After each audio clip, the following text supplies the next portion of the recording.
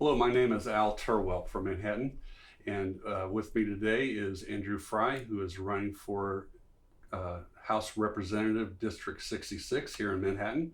And I'd like to introduce you to Andrew. My name is Andrew Frey. I'm running for District 66, statehouse in Manhattan, Kansas. I was nominated by the Libertarian Party of Kansas. As far as education goes, I graduated from Manhattan High. I've been in Manhattan for 34 years. I went to K-State for quite a while. I originally studied economics, thinking a pre-law route, and then I switched to physics and computer engineering, and eventually I did research at K-State from the neuroscience lab at Vet Med, the Nanotech Innovation Center, and the physics department. I've debated in high school as well as college. I've been immersed in politics and activism ever since high school.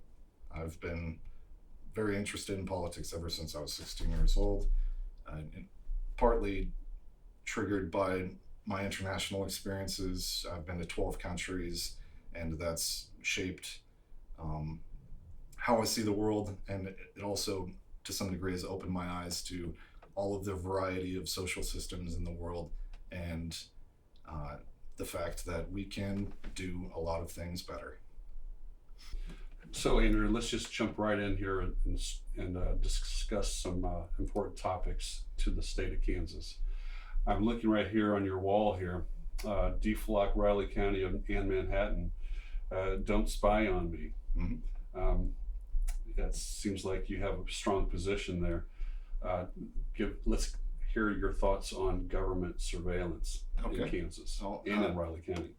Pretty much across the board, the Libertarian Party is opposed to the surveillance state. So the deflock position of being opposed to cameras being everywhere and watching your every move without your consent and without even public comment. These flock cameras have been going up in cities around the country without without even talking to the public, without even listening to the public comment before they did it. And it's not free. You're paying for it with your tax dollars. So the fact that they did this, it really shows that they're not respecting the people. They're not respecting the principles of a democracy, and they are undermining the republic in the sense that they are violating your constitutional rights by spying on you. So government surveillance and data centers kind of go hand in glove. Mm. Data centers is another hot topic here in Kansas, and I kind of got the feeling that some of your thoughts will be somewhat similar to the flock cameras. What's your position on data centers? Any of your thoughts? Yes, data centers will likely, we know that they will be used for government surveillance in most cases. Whether it's a percentage of the data center being used for that or exclusively being used for that. All of these flock cameras are going to have AI analysis software that's constantly operating on all of these different flock cameras. So a lot of the data centers are going to be used for that. Additional problems with the data centers include noise pollution, water pollution, air pollution, increased electrical cost, increased water cost. This is causing a lot of different harms to the public. And again, they're rolling out these data centers, ignoring the public. In a lot of cases where they have public comment, you can see basically across the board, people are opposed to it. And the commissioners are, in a lot of places, just ignoring them because they're getting paid a lot of money. I've heard it said many times over that 70% of the general public, and these are people of all political persuasions, are not in favor of this. They don't want it in their backyard. They don't want it in their neighborhood. Setting all of the potential issues with this, what if people are just like, we just don't want it here? And the will of the people is so strong. How do you feel as a representative of those people? What kind of impact would that have on your decisions? Well, as a representative, your role is to represent the people. So any representative that's ignoring the will of the people is not doing their job and should be removed. And there are petition processes that I think more people should probably utilize to remove public officials that are violating the Constitution and violating people's rights and ignoring the will of the people. So, Andrew, I see another sign here. I have a pretty good idea what your thoughts are, but share your thoughts with folks out there about victimless crime laws. So this is great. This is a great policy issue, and it goes beyond just this particular issue.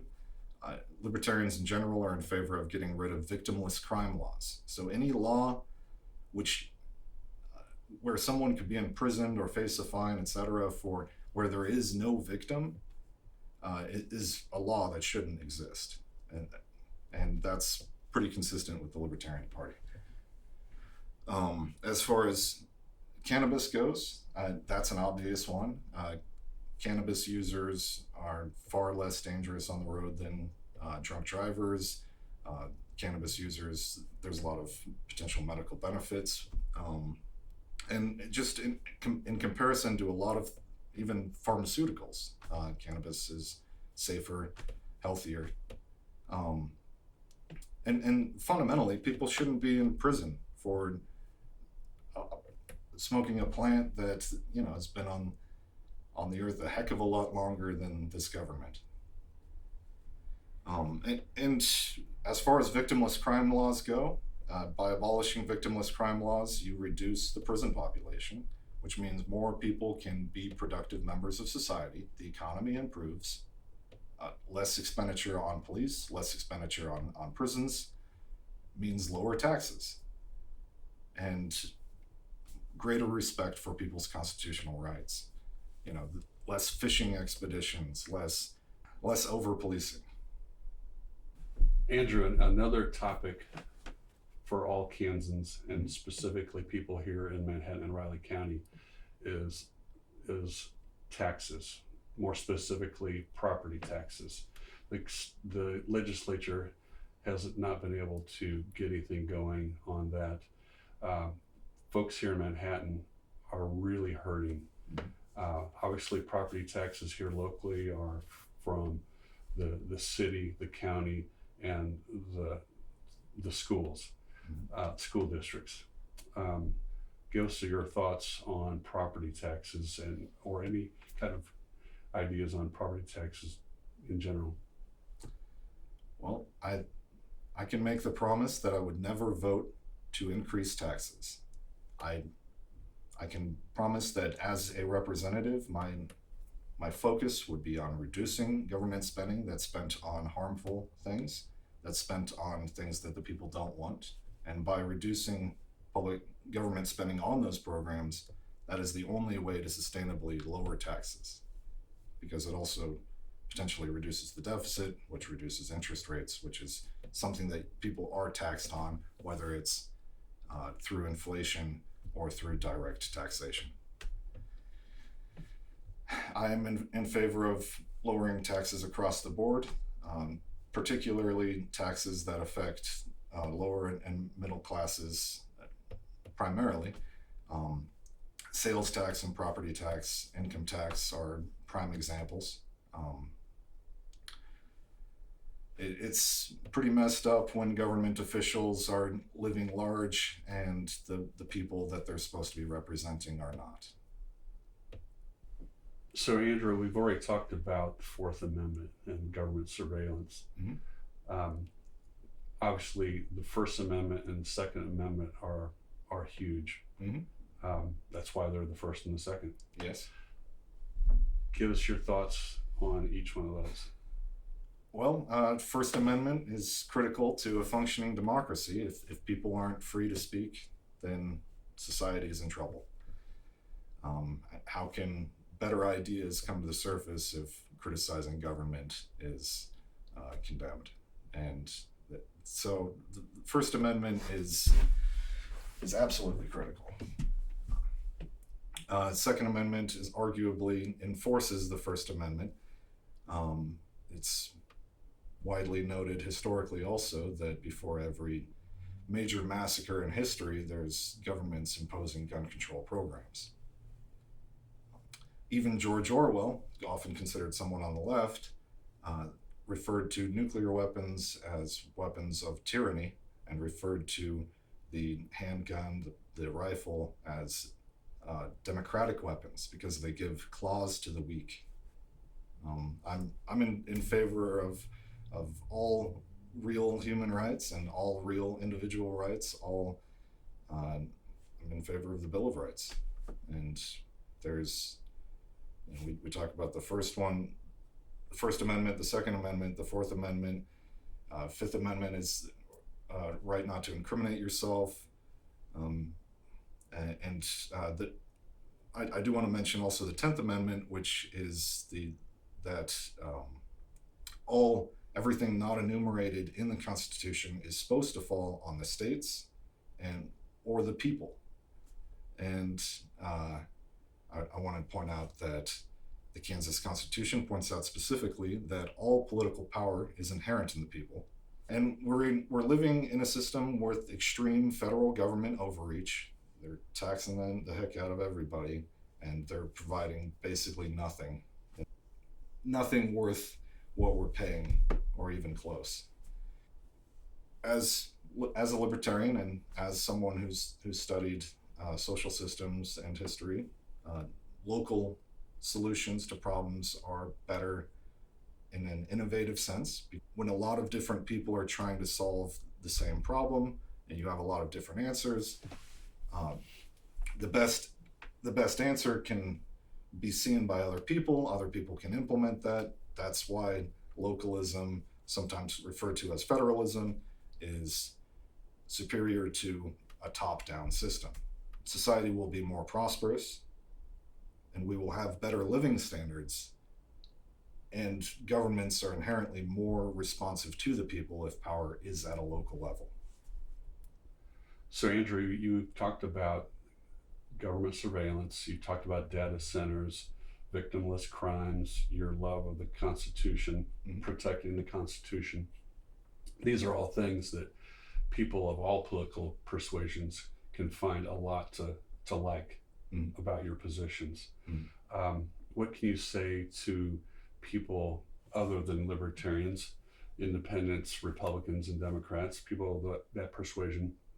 What is it that you bring to the table that they can like? So specifically, folks on the left, I'm fantastic on human rights. I support your rights across the board. So oftentimes the libertarians are described as socially liberal and fiscally conservative. So on social issues, arguably libertarians are on the left, and on fiscal issues they're arguably on the right. We are better, I would say, on taxes and spending than the Republicans, and we are better at keeping the government off your back than the Democrats.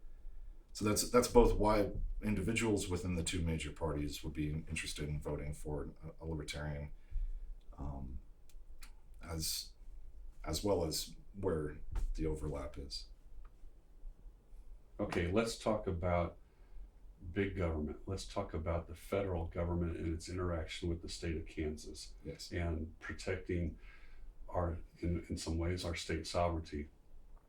There's, every dollar that comes from the federal government comes with automatic strings attached. Yes. Oftentimes used as leverage against the citizens of Kansas. Yes. A couple topics of that would be, a couple examples would be education, and for example, the new conversation here in Riley County about the jail. And what are some of your thoughts on that? So I actually went to the recent law board meeting of the Riley County Police Department, and I was very disappointed in the so-called representatives that were there. every single public commenter there spoke against this application that the police director had sent to the federal government for this $300 million grant, and it involves a cooperation agreement with ICE. Well, I have issues with ICE, as even my shirt reflects. ICE has been violating people's constitutional rights on a regular basis. They have been even executing citizens and protesters literally in the streets, lying to the public when video is readily available that everyone can see, claiming that people are weaponizing their vehicles when the vehicles are traveling slower than a fast walk. So, and shooting people through driver's side windows. Like, how can you even claim that a car is coming at you if you're shooting someone through their driver's side window or through their passenger side window? That's just illogical. So yes, I think Kansas should not be cooperating with ICE.